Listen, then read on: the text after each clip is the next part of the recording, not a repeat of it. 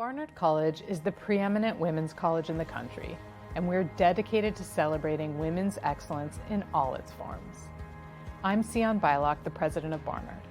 On behalf of the entire Barnard community, I'm so proud to welcome you to the 11th Annual Athena Film Festival, a true celebration of women and leadership. The spirit of the festival reflects Barnard's legacy of supporting women and giving them the academic and community resources they need to become leaders in all fields and industries. Alums who have dared to make their mark on the world like activists Grace Lee Boggs, Shirley Adelson Siegel, and Connie Hess-Williams.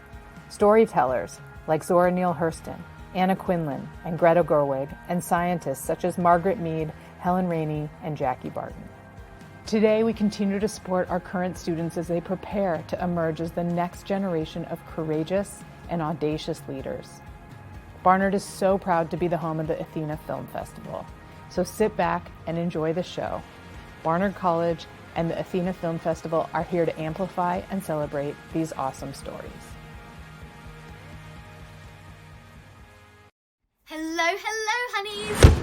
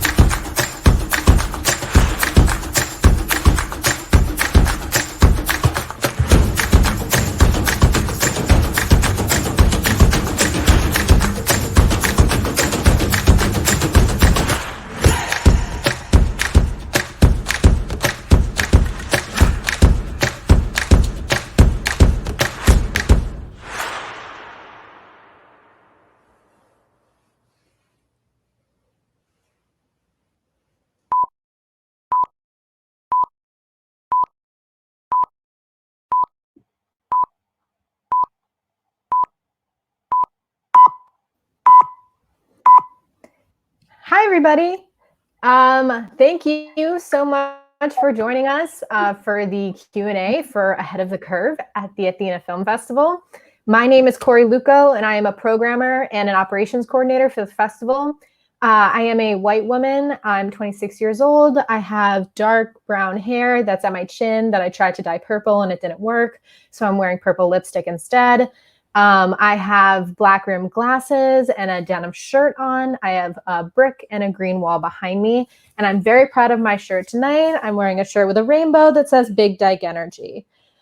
I am so excited to welcome our two filmmakers here tonight, Jen Rainin and Rivkah Beth Medow from Ahead of the Curve. So I'm gonna have them introduce themselves really quick. Jen, do you wanna kick it off?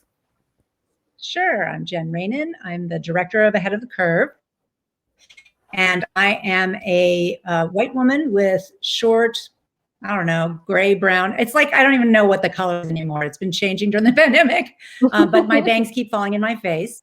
And I've shaved half of it for the pandemic because I can.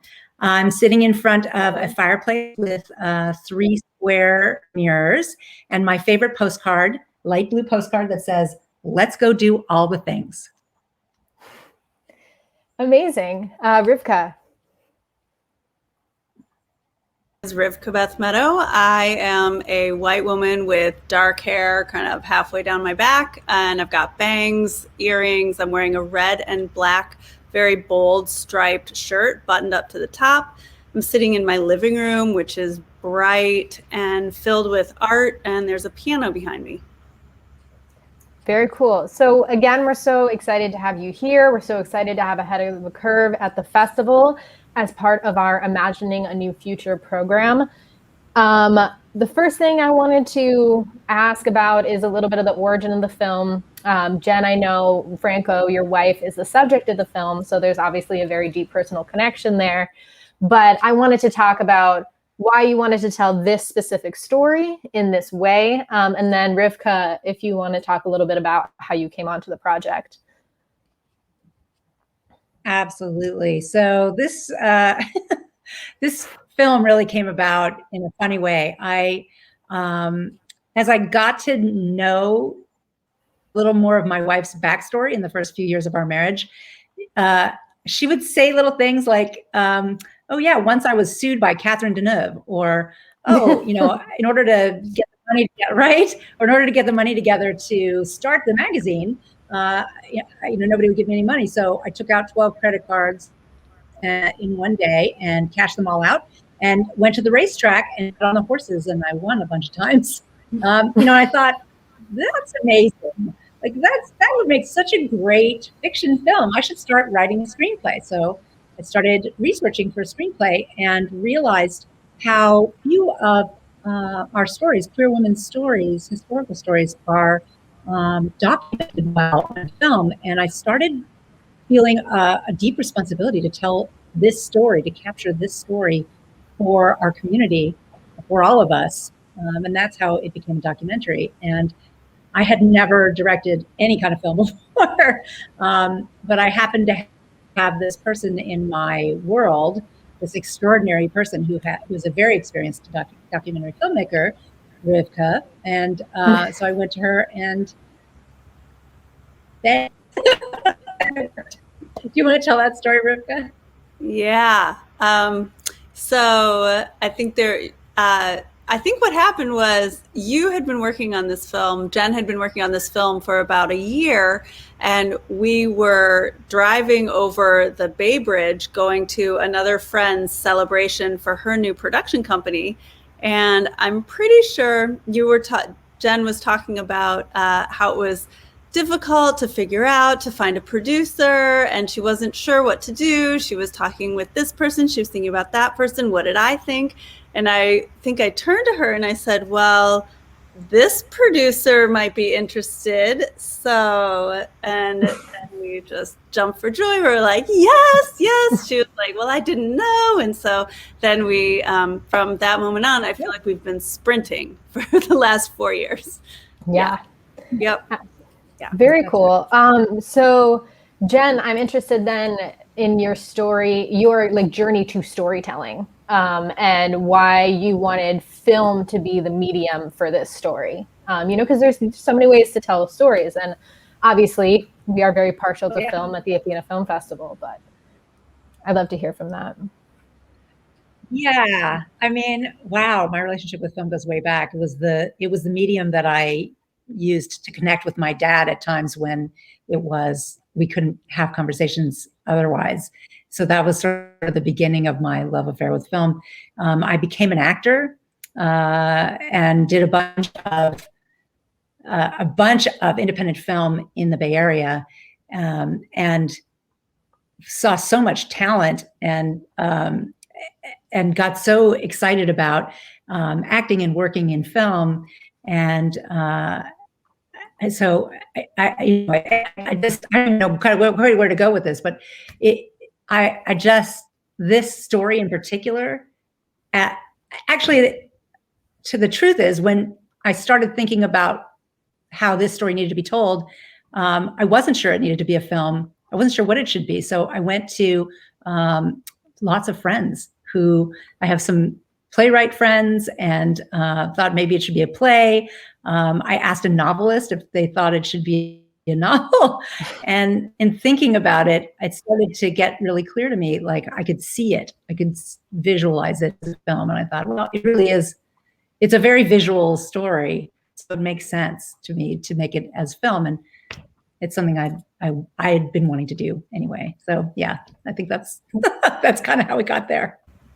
Yeah, of course. I mean, the colors of the magazine, they pop. I feel what you mean by it just being a very visual story, and also so much of it is about visibility. Also, I will plug that I think this is an incredible documentary film, but this would make a great narrative feature. So, like, let me know if you're working on that. Rivkah, I would love to hear a little bit about your journey to filmmaking as well, or if there's something else you wanted to pick up on from what Jen said. Yeah, I mean, I think I'll do both, right? Because I started off in sculpture, and then I hurt my back, and so I went into filmmaking. I was in between years in grad school. Filmmaking I've just never been involved in something that's so challenging, but also so impactful. I think so much of our cultural influence comes from films, and I think we have such a huge opportunity to use it as a tool. It's an empathy machine, and it's also a tool for visibility. It's one of the most powerful tools, especially for queer folks, for representation, visibility, inclusion. I think we have this just incredible opportunity to literally like make the world we want to see and inhabit, and we do that and put that forth, and then get to have conversations about that at film festivals like Athena. Like, there's nothing better to me. So yeah, absolutely. And one of the things that you touched on there that I was going to bring up a little later is that, you know, this film is a part of our Imagining a New Future program, and quick plug for one of our panels that's going to go live next week. It's about science fiction and how science fiction is sometimes prescriptive for future planning. Like, so much of what we think of in technology has come from the stories that we've told that way. So I would love to sort of get your reactions when you heard that the film was going to be in the festival, and specifically part of this category. Because what I love so much about the film is that it's so forward looking, but in a way that's so historically grounded. So you have those narratives going together in a way that really is very empowering and powerful. Whatever, it's power. I like that, empowerful. But I would love to sort of hear about, again, your reaction to the Imagining a New Future program, and then also how you balance the storytelling of the historical piece and then the forward-looking piece in the film. Well, I will tell you, we were out of our minds thrilled. Number one, Athena has been like a kind of a dream of ours for a long time. So we were thrilled out of our minds to be accepted in and invited in. But that particular category, I mean, that's what Franco did and is still doing, is imagining the future. Like she's it's what the magazine did so beautifully. It's like created a space to hold culture and to tell our stories, and to look at our history and make sure that it's informing what we're doing now, to create a path forward, to help what then was considered mainstream culture, which I don't know, the word mainstream is shifted a lot, but to help the rest of the world understand queer women's culture. And she's still doing it, and we're still doing it with this film, but she's still doing it through the Curve Foundation, which is this organization that has organically grown out of the process of being involved with the film, I guess unfolded during the film. Yeah. Mm-hmm. Yeah. What do you add, Rivkah? I think, let's see, the only thing I'll add is I love being part of imagining the future. I think this film in particular, because it's a historical film, but because we were also really interested in looking at the through line between Franco's work and activists today, I feel fortunate to have been included. I mean, we had the great fortune to be connected with Melissa Silverstein early on last year, and just we have friends who have been in Athena Film Festival. Our assistant editor, Molly Stewart, was in with her film last year, and just great film. Right. It's just, I was thinking about, the pre-roll before we came in, and I was watching the trailer for Athena Film Festival, and I was like, we are in such incredible company. So many of these films, I mean, like Unapologetic, Belly of the Beast, right? Looking at, and I mean, it's a really phenomenal lineup, and to be able to be standing with our peers here, it feels fantastic. I love that. Thank you. And that's a lot of what we saw on the programming side. What was so captivating to me about the film was Franco's perspective when she's talking to younger activists, or just throughout the film. She's really, and the whole motivation for the magazine was sort of, what does the community need, and coming back and asking that question now, and being open, obviously loving Curve and Deneuve, but like wanting to make sure that we were changing with the needs of the community. And I think that comes through really powerfully in the film. And I wanted to talk a little bit here, as we're filmmakers, and also I'm assuming all queer,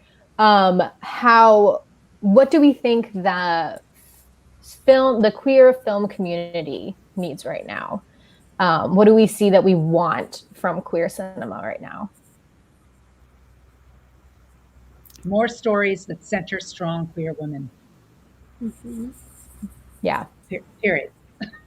There's just not enough. I mean, the vast majority of queer film has centered men's stories.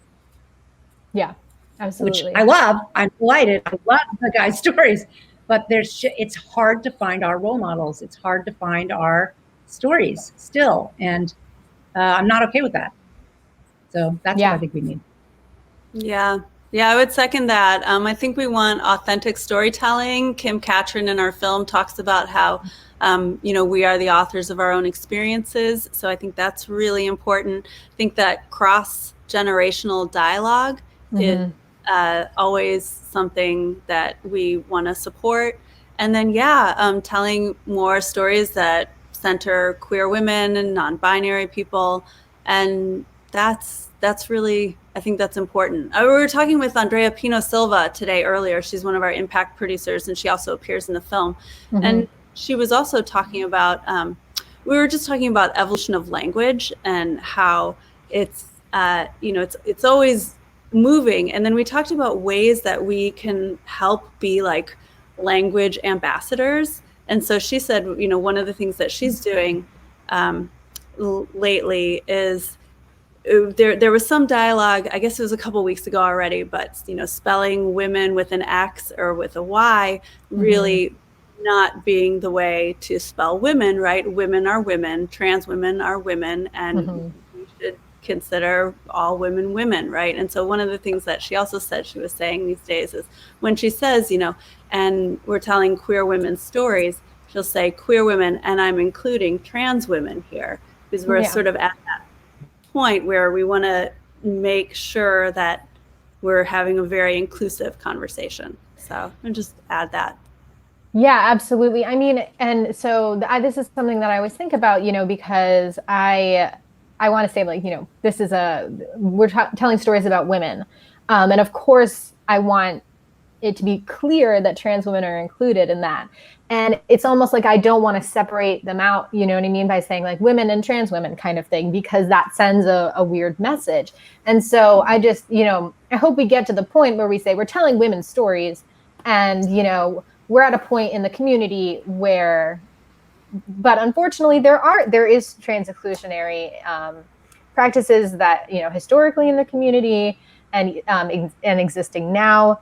So what you brought up about language was something I kind of wanted to pick up on, because that's such a big question in the film. So this idea of, like, what does the word lesbian mean to the two of you? Now that you've gone through the journey of this film, and I love, at the end of the film, you get the title cards and you get the slight distinction that the Curve Foundation is for queer women, it says, but lesbian has been put back on the cover of the magazine. So I would love to, you know, get just hear your thoughts on that. Jen, you want to talk a little bit about the Curve community? Yeah, sure. I mean, that word, it's a powerful word. I love the word lesbian, the word dyke. Oh, I love the word dyke. Love the word dyke. I think there's so much power in these words, and they've so many of our words, queer, so many of these words that we use to identify ourselves have had such a journey that they've been used to shame and make smaller, and to commit violence against us. And there's such power in reclaiming these words. So the Curve Foundation, what Rivkah was getting at is this the inclusivity that we're so wanting to see. I mean, again, it's about imagining the future, right? We want the future where, just as you said, where when you say women, it includes all of us.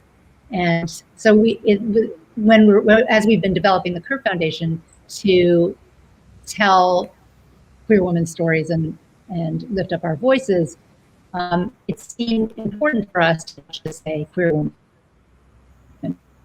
And then it started to become a big mouthful. We wanted to include bisexual women. We wanted to include trans women. We wanted to include non-binary people. And then every term that, and every beautiful identity that I didn't even just say right now. So the way that the shorthand we're using is this group of people, the Curve community.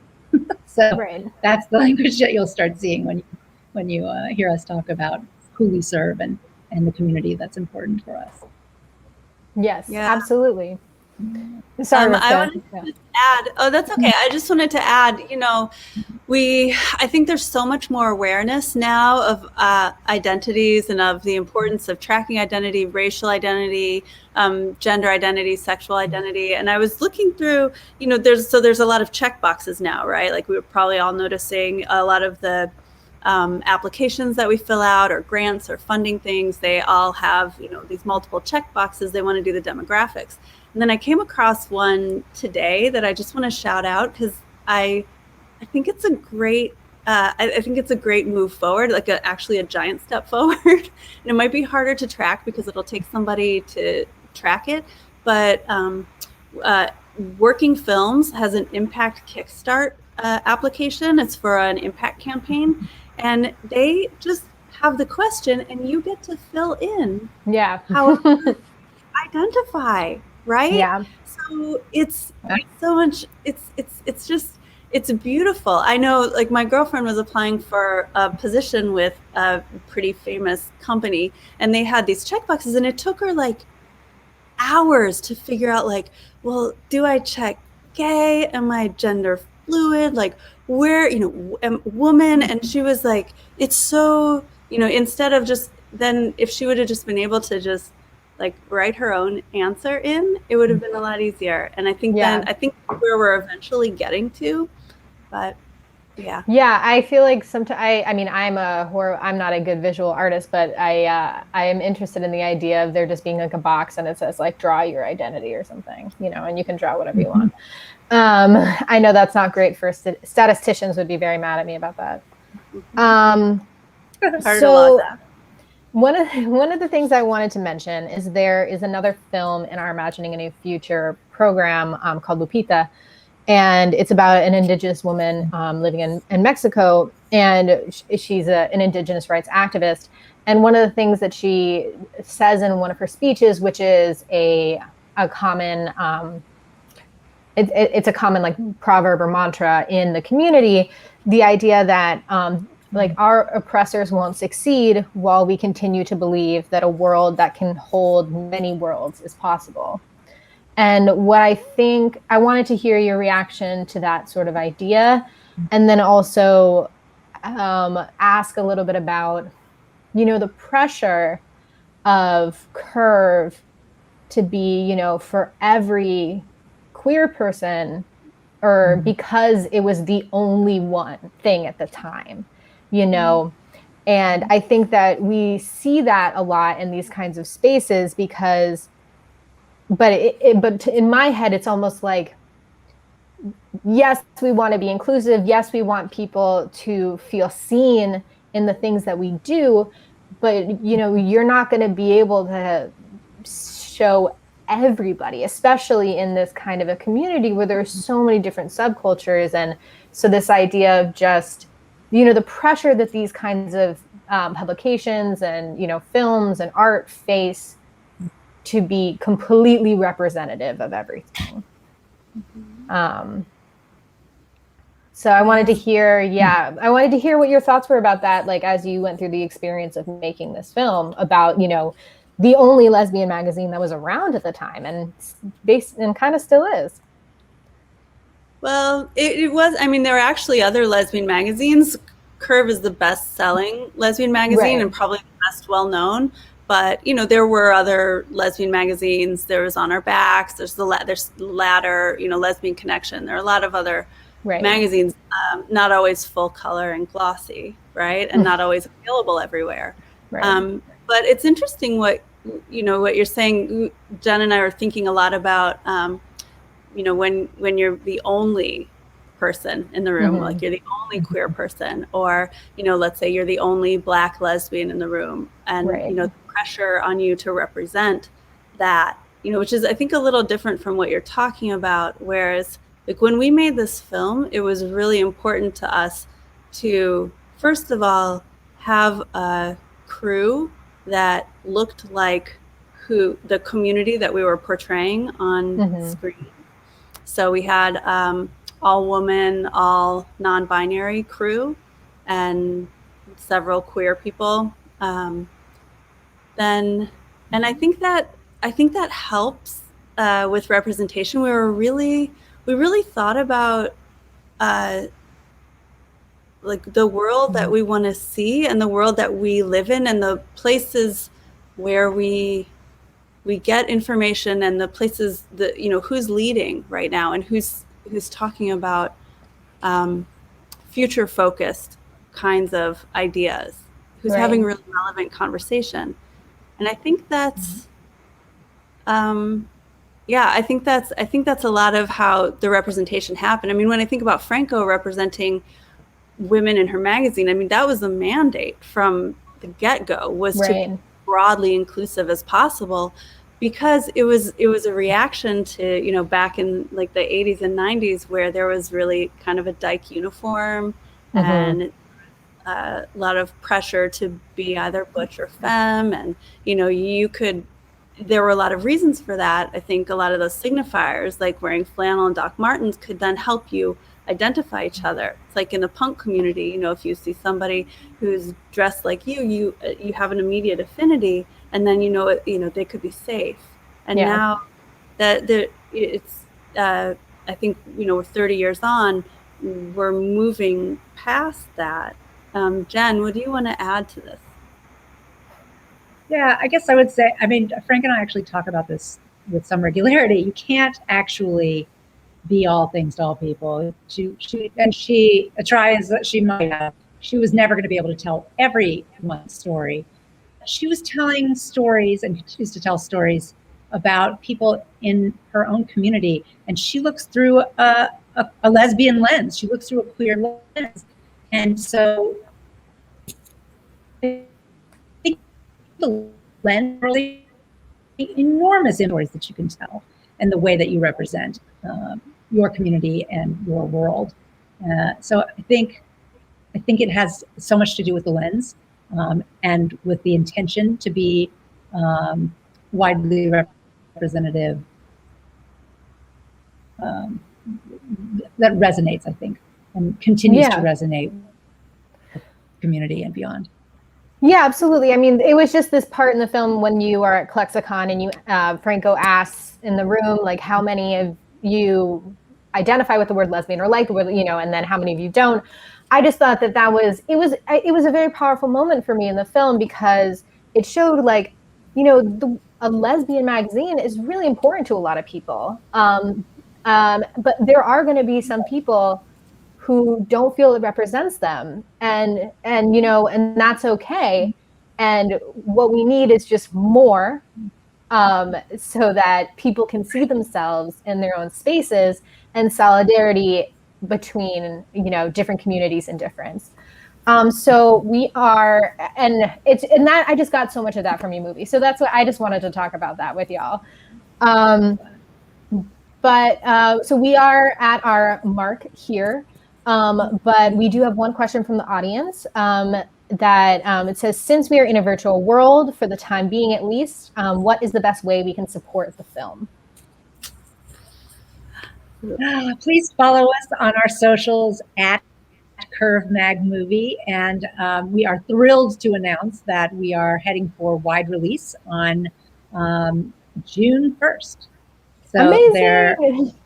We're moments away from a bunch of really big, exciting announcements. So please, at Curve Mag Movie, that would be the best way. And tell all your friends. That would be great too.